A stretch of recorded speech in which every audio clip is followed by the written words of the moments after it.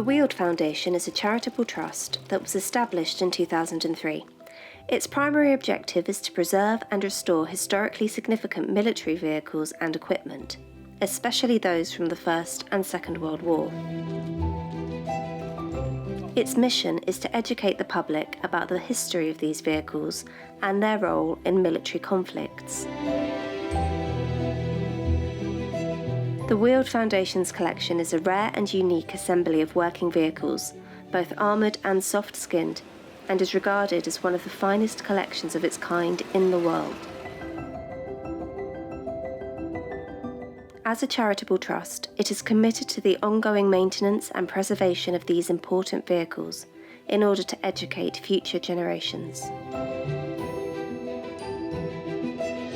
We don't have long on this earth, and all we can do within that time is actually ensure that we make a mark in some way.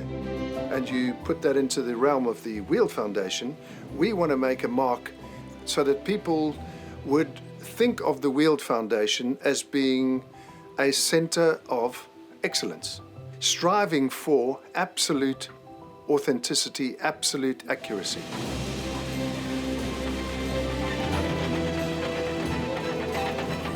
To my mind, the biggest bang for our buck as an organization is what does something look like when it leaves the assembly hall, when it leaves our workshops, when the public actually see it.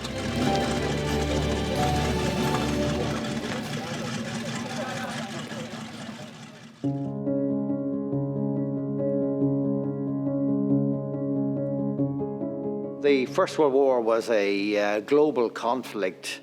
The Austro-Hungarian Empire declared war on Serbia, and then suddenly all the alliances start coming into place. In 1914, the German army moved against France, and they swept down through Belgium.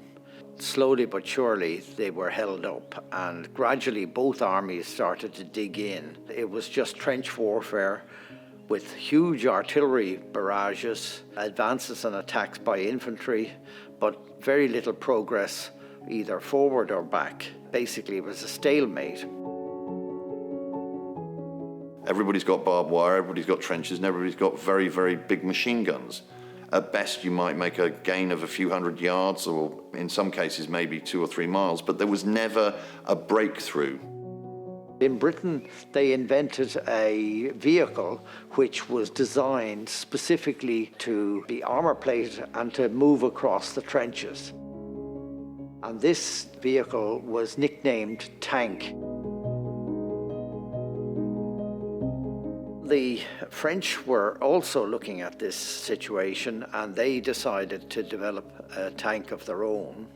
The first ones they built were similar, or attempted to be similar to the British ones, but they then moved on to designing an infantry tank. And what they looked at was designing from scratch a vehicle that was able to operate at the speed of which an infantryman could move. Concept was to have a 2-man crew, a driver and a commander/machine gunner, and that was designed by Renault and became the Char d'Assaut Renault. There was 3 models of the Renault FT. The first is one armed with a machine gun, an 8mm Hotchkiss machine gun. Then there was one that was also armed with a 37mm cannon. The reason for that is that the 37mm cannon could fire a high explosive shell which could destroy bunkers within the trench system. And then finally there was the TSF, the Telegraphy sans fil, and that is the reason that it's called a Renault TSF.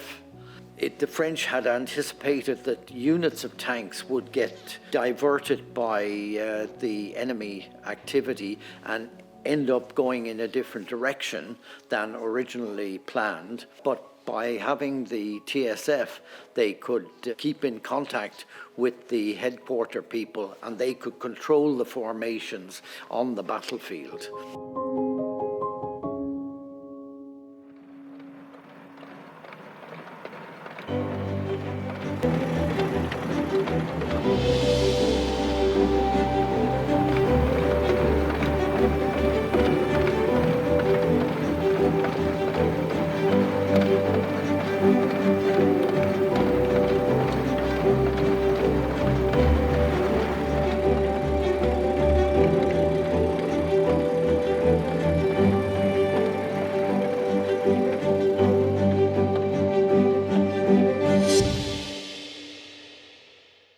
Martin, you worked on this restoration pretty much the whole way through, didn't you? Yes.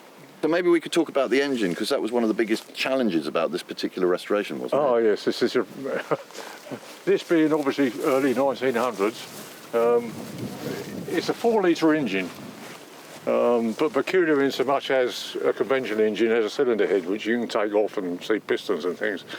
They didn't have the technology to be able to cast and machine cylinder heads and blocks, so they cast it in one lump. So all the 4 pistons, obviously they bored 4 holes upwards for the pistons, and then to get the valves in, they bored holes down at the side to get the valves in, to get obviously the petrol and the exhaust out. Gives a few problems, but as an engine, basically, 4 cylinders, 4 litres. To put that into context, what would be an equivalent to today? What would be driven by something like that? 4 litres, you're talking about a lorry, more than a big truck. The average car in this day and age probably runs about 2 litres and produces about 10 times more horsepower. If you go to the extreme, an F1 car, 1.5 litres, produces about 1,000 horsepower. So what we're standing in front of here is the remains of a Renault GP Tractor. And the reason this is important is that at the end of the First World War, they had lots of tank parts lying around and lots of people standing around wondering what they were going to do next. So Renault had to produce these things. And what we managed to do was to buy this particular tractor from a collector somewhere else in Europe and remove all of the internal components which were the same as the ones that were in the tank. So what you're talking about principally is the gearbox, the control rods and the engine. So you can see here, for those of you who are really interested, this is a classic Renault bonnet, post-war and also pre-war Renault bonnet. Slightly damaged, not by us, but by somebody else. And then when you open up, all you've got in it now are sandbags. The rest of it has been taken out, restored, and is now sitting in the tank.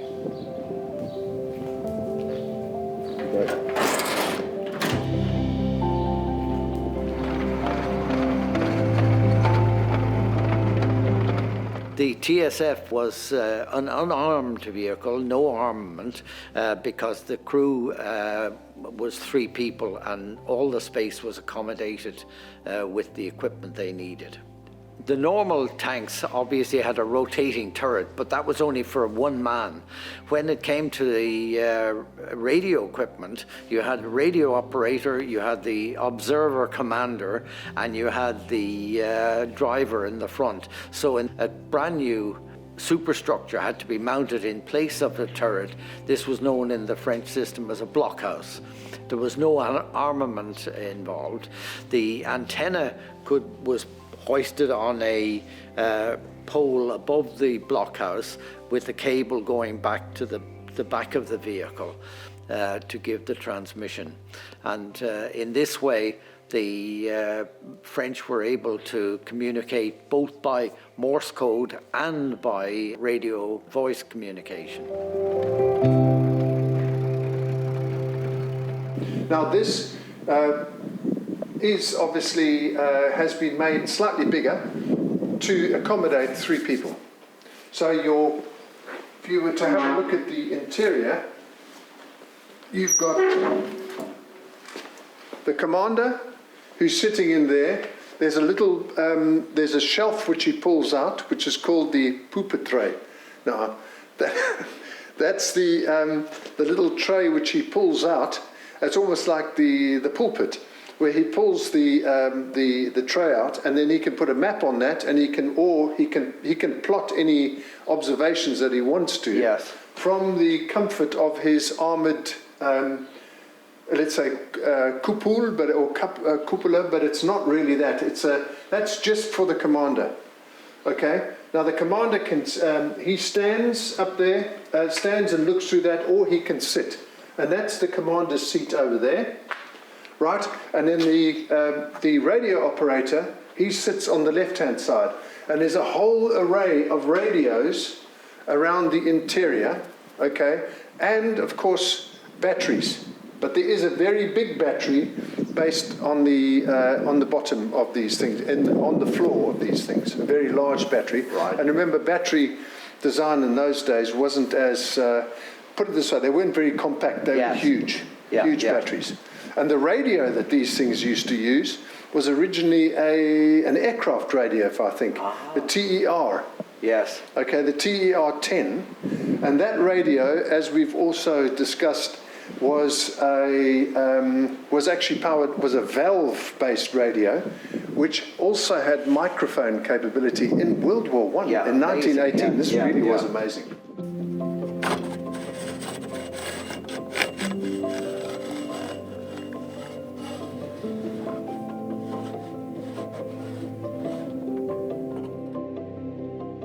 This is the mechanism for extending the antenna.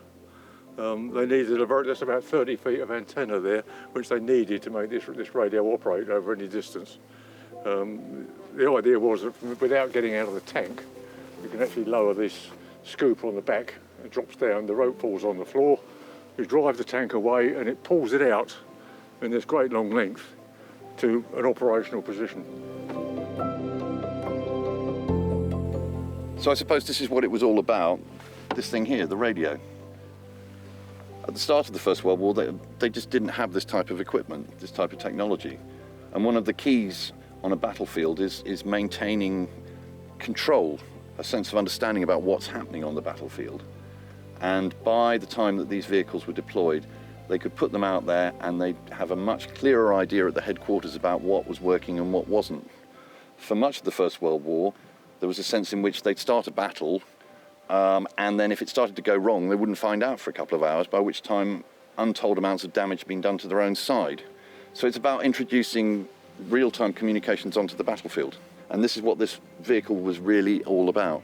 Prior to this, you probably had people running around with telephones on cables, which would inevitably be blown up or cut, or they had flags, or they had pigeons. If you're using a homing pigeon, you have all sorts of potential problems. First of all, you have to write the message, then you have to put it on the pigeon, then you have to hope that the pigeon makes it back to base without being blown out of the sky, either deliberately or accidentally, that the message survives intact. Then you've got to respond. It's an incredibly inefficient way of communicating when you're trying to operate an army on the scale that we saw in the First World War. So in a very short space of time, from 1914 through to the latter part of 1917, you see this stuff starting to come out. In its day, it was the equivalent of the space shuttle. We look at it and think, gosh, that's amazingly primitive. We've got, mobile phones in our pockets that have got more computing power than the computer that sent the astronauts to the moon. But for its day, it's extraordinary.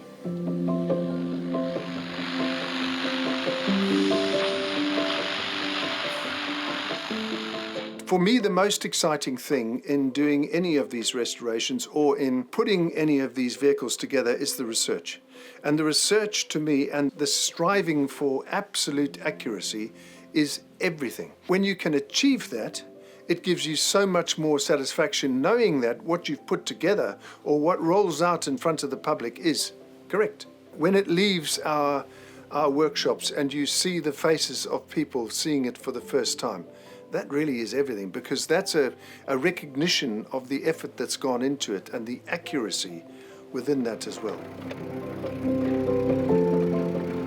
It's immensely satisfying watching this thing drive around a field. I mean, you spend the better part of 10 years trying to get the thing going, and then it starts first time, trundles out of the shed, and then spends the rest of the afternoon merrily trundling around a field. It's a great feeling. Personally, I think it's important that people can get a better understanding of history if they can actually experience the sights and the sounds and the smells of the vehicles that were involved.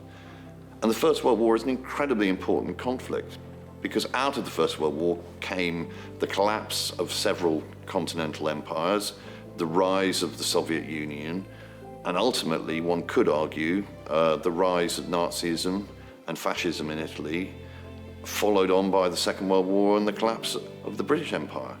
So it's critical that we understand what led to this, what was going on during that time, and what happened afterwards. And anything that we can use to explore those issues needs to be preserved. And hopefully they'll still be here 100 years from now and people will be benefiting from them.